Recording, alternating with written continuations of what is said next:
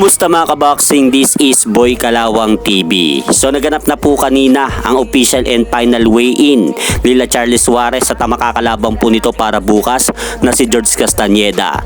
At sa kanila nga po naganap na official and final weigh-in kanina sa lugar ng Glendale, Arizona. Tumimba nga po si George Castañeda sa timbangan na 129.1 pounds habang si Charles Suarez naman po mga idol ay tumimbang naman po ng 129.4 pounds. Kaya dahil po dyan, kapwa nakuha nga po nilang dalawa ang official weight limit sa junior lightweight division.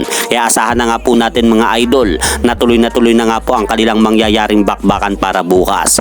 At nakataya nga po para sa magaganap na laban na yan ang titulong WBO International Junior Lightweight title. Kaya abangan nga po natin ang magaganap na laban ni Charles Suarez para bukas. At sa kabilang banda naman po mga idol, naganap rin po kanina ang official and final weigh-in ng isa pang Pinoy na boksingero na mapapasama sa card ng Jaime Munguia versus Basinian para bukas na si Demler Zamora kontra naman po dito kay Gerardo Antonio. At sa kanila nga po naganap na official and final weigh-in, tumimba nga po si Gerardo Antonio sa timbangan ng 133.2 pounds habang ang Pinoy naman po na boksingero na si Demler Zamora ay tumimbang naman po ito ng 130.7 pounds. Kaya dahil po dyan mga idol, tuloy na nga po ang magaganap na bakbakan nila Demler Zamora at Gerardo Antonio para sa kanilang magaganap na 8-round schedule bout sa junior lightweight division.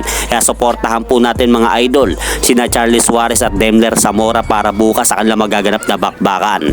At hanggang dito na lang po muna ang aking update sa mga kaganapan sa mundo ng boxing. At syempre mga idol, huwag nyo rin pong kalimutan, pakisuportahan nyo naman po muna ang ating munting channel.